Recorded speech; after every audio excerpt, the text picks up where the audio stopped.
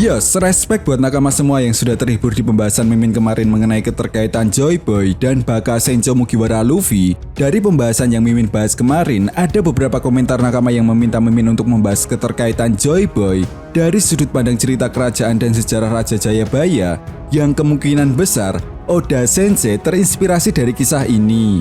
So, kira-kira bakalan semenarik apa? Tanpa basa-basi lagi, berikut ini merupakan pembahasan Joy Boy adalah Joyoboyo. Nah, sebelum masuk lebih dalam ke pembahasannya, Mimin kasih disclaimer dulu ya cuy. Sebenarnya teori ini sudah lama banget dipopulerkan oleh salah satu teoris terkenal yang membahas tentang cerita One Piece, yaitu Rokushiki Master.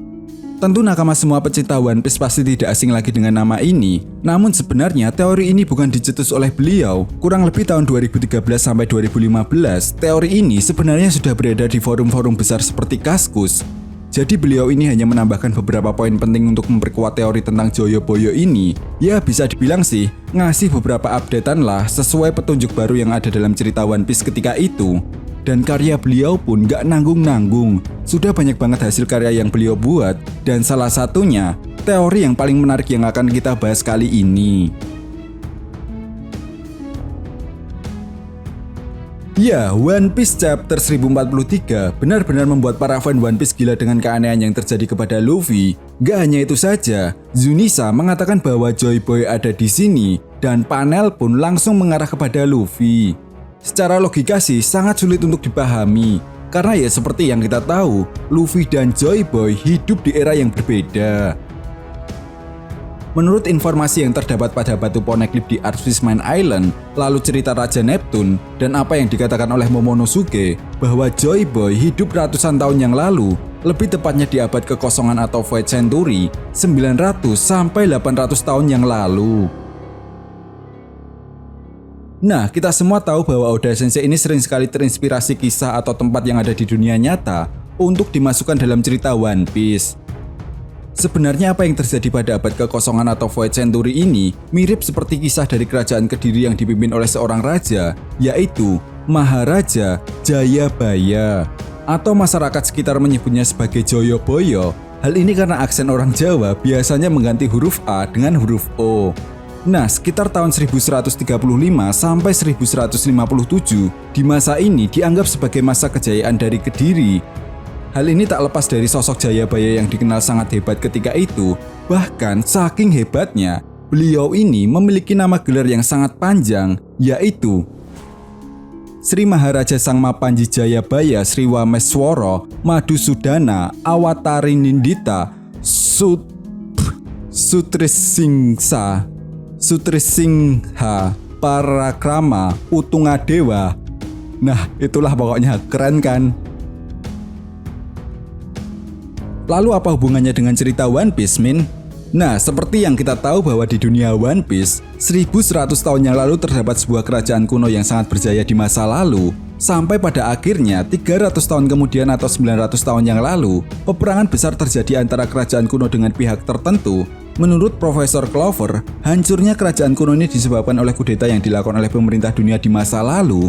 Itu sebabnya sejarah dari kerajaan kuno ini mulai menghilang karena telah dihapuskan oleh pihak tertentu yang belum diketahui siapa mereka sebenarnya. Namun menurut Profesor Clover, pihak ini kemungkinan besar adalah 20 kerajaan yang beraliansi atau yang sekarang dikenal sebagai pemerintah dunia. Karena tidak ingin sejarah ini diketahui oleh seluruh orang di dunia One Piece, pihak pemerintah dunia pun yaitu Gorosei memerintahkan untuk segera menghabisi semua penduduk Pulau Ohara atau yang dikenal dengan insiden Ohara. Setelah melakukan perbuatan yang sangat sadis tersebut, pihak Gorosei pun melakukan sebuah propaganda ke seluruh penjuru dunia One Piece bahwa mereka para penduduk Pulau Ohara akan melakukan sebuah tindakan yang sangat mengancam keselamatan di dunia One Piece, yaitu mereka akan membangkitkan kembali 3 senjata kuno yang pernah diciptakan pada zaman Void Century. Begitupun dengan kerajaan Kediri yang hancur akibat penjajahan yang dilakukan oleh pihak Belanda ketika itu. Namun menariknya, jauh sebelum penjajahan dan kehancuran kerajaan Kediri ini terjadi, Raja Jayabaya ini sebenarnya telah meramalkan kejadian besar itu, yaitu kemunculan pasukan Belanda ke Indonesia. Tentunya menjadi sebuah awal dimulainya penjajahan yang terjadi selama ratusan tahun. penjajahan yang dilakukan oleh pihak Belanda pun ketika itu mengakibatkan kesengsaraan, kekacauan, dan perbudakan yang dilakukan di mana-mana. Nah, dari dampak penjajahan yang dilakukan oleh Belanda, tentunya ini mirip sekali dengan apa yang terjadi di dunia One Piece saat ini, yaitu perbudakan dan penindasan yang dilakukan oleh pemerintah dunia justru dianggap sesuatu hal yang benar di mata mereka, khususnya Tenryubito dan Gorosei. Kemudian Raja Jayabaya juga meramalkan akan ada seseorang yang muncul di masa depan, di mana sosok ini disebut sebagai Ratu Adil, yang akan menepati janjinya untuk membawa sebuah kemakmuran dan kejayaan. Tentunya ini mirip sekali dengan sosok Nika yang ada di dunia One Piece.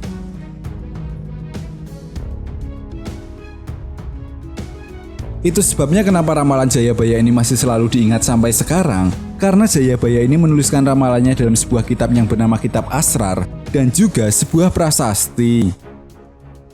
Dan hal ini pun mengingatkan kita pada sebuah tulisan kuno yang ada pada batu Poneglyph.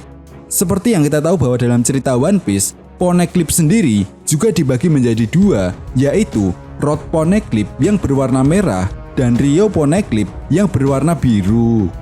Isi dari kedua Poneglyph ini pun sangat berbeda. Pada umumnya, Road Poneglyph lebih menjelaskan letak Pulau Locktail dan Rio Poneglyph cenderung menjelaskan sejarah dunia One Piece dan senjata kuno. Bisa jadi, Road Poneglyph menggambarkan kitab dari Asrar dan Rio Poneglyph menggambarkan sebuah prasasti.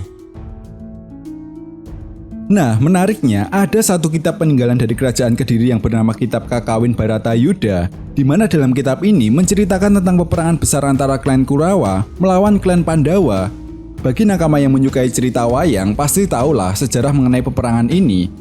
Ya, Pandawa ketika itu hanya terdiri dari 5 orang yang harus menghadapi pasukan Kurawa yang terdiri dari 100 orang. Artinya, dari pihak Pandawa, paling tidak 1 orang harus menghadapi 20 orang.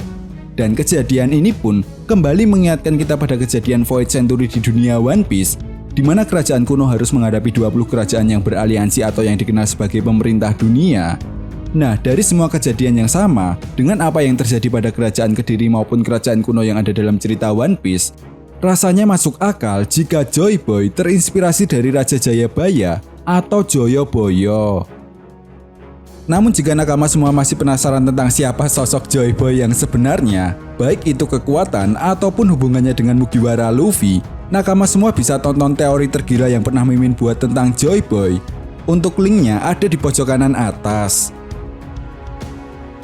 Oke, mungkin sampai di sini dulu pembahasan kita kali ini. Jika nakama punya pendapat lain, silakan berikan komentar kalian di kolom komentar. And see you next time.